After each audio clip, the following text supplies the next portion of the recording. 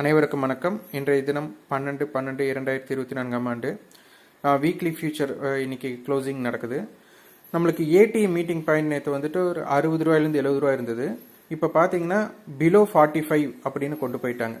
உங்களுக்கு பார்த்தீங்கன்னா ஒரு 40 ருபீஸ்லேருந்து 45 அந்த மாதிரி ரேஞ்ச் கொண்டு போயிட்டாங்க. இம்ப்ளைட் வாலிட்டி நம்மளுக்கு கம்மியாயிட்டே இருக்குது. இது ஆப்ஷன் பையருக்கு இது உகந்தது இல்லை.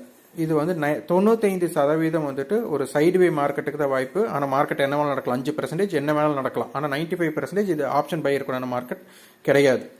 ஓப்பன் இன்ட்ரெஸ்ட் பேஸ் பண்ணிங்கன்னா 24,700 கால்லையும் 650 கால்லையும் 600 காலையும் ஹியூஜாக கிரியேட் ஆயிருக்காங்க.